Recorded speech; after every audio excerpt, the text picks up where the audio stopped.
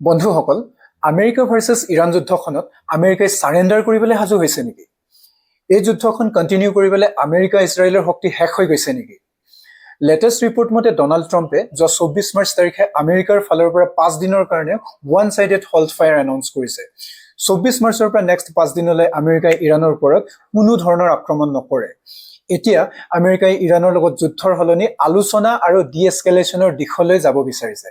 Financial টাইমছৰ খবৰ অনুসৰি আমেৰিকা ইৰাণৰ মাজত হ'ব লগা শান্তি আলোচনাত আমেৰিকাক ৰিপ্ৰেজেণ্ট কৰিব vice president JD Vance, Donald ট্ৰাম্পৰ জোৱায়েক Jared Kushner, secretary of state Marco Rubio'. আৰু ইৰাণক ৰিপ্ৰেজেণ্ট কৰিব Iranian parliament speaker Mohammad Bagher Ghalibaf, Iranian foreign minister Abbas Araghchi, deputy foreign minister Majid Takht Ravanchi. Iran আৰু আমেৰিকাৰ মাজত মেডিয়েটৰ হিচাপে Pakistan, Egypt আৰু টাৰ্কিয়ে কাম কৰিব। ইয়াৰ ওপৰত পাকিস্তানী প্ৰাইম মিনিষ্টাৰ শ্বাহবাজ শ্বৰীফে টুইট কৰি কৈছে যে এই শান্তি আলোচনা ইছলামাবাদত হ'ব। আৰু সেই ছেইম টুইট ট্ৰাম্পে ৰিটুইট কৰি শ্বাহবাজ শ্বৰীফক কৃতজ্ঞতা জনাইছে। যদিও ইৰাণে পিছ টকৰ কাৰণে এগ্ৰী হোৱা বুলি এতিয়ালৈকে অফিচিয়েলি কোনো ধৰণৰ এনাউন্সমেণ্ট কৰা নাই। যোৱা ফেব্ৰুৱাৰী 28 তাৰিখে ইজৰাইল আৰু আমেৰিকাই মিলি ইৰাণৰ ওপৰত প্ৰচণ্ড আক্ৰমণ আৰম্ভ কৰিছিলে। আমেৰিকা আৰু ইজৰাইলৰ এয়াৰ ষ্ট্ৰাইক আৰু বম্বিঙত ইৰাণৰ বিশাল ক্ষতি হৈছিলে। ইৰাণৰ সুপ্ৰিম লিডাৰ আয়াতুল্লাহ আলী খেমেনিৰ সৈতে 40 জনৰো অধিক টপ ইৰাণিয়ান মিলিটাৰী কমাণ্ডাৰ আৰু 1500ৰো অধিক সাধাৰণ ইৰাণিয়ান নাগৰিকৰ মৃত্যু হ'ল। ইয়াৰ পিছতো ইৰাণে হাৰ নামানি ইণ্ডিজেনাছলি ডেভেলপ কৰা অত্যাধুনিক মিছাইল আৰু ড্ৰোনেৰে ইজৰাইল আৰু আমেৰিকাক প্ৰত্যাক্ৰমণ কৰি ধৰাশায়ী কৰে।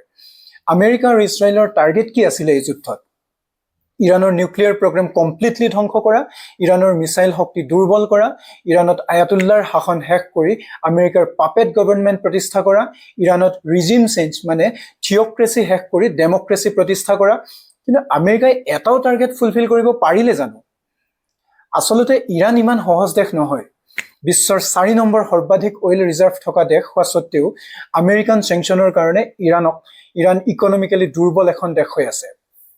ইয়াৰ মাজতে ইৰাণ এখন হাইলি লিটাৰেট দেশ হয়। ইৰাণৰ শিক্ষিতৰ হাৰ 90%। ৱৰ্ল্ডৰ 500 ইউনিভাৰ্চিটি লিষ্টত ইৰাণৰ 3খন ইউনিভাৰ্চিটি আছে। ইজৰাইলে ইৰাণৰ কিমান চাইণ্টিষ্ট হত্যা কৰিলে তাৰ কোনো হিচাপ নাই। তথাপিও Iran nuclear technology, missile technology, drone টেকনলজিৰে বিশ্বৰ আগশাৰীত স্থান লাভ কৰিবলৈ সক্ষম হৈছে। হাজাৰটা প্ৰত্যাহ্বানৰ মাজতো ইৰাণ নিজৰ সভ্যতা, সংস্কৃতি আৰু স্বাভিমানেৰে মূৰ দাঙি থিয় হৈ থকা এখন দেশ, যিখন দেশ জয় কৰাটো আমেৰিকাৰ কাৰণে একেবাৰে অসম্ভৱ কথা।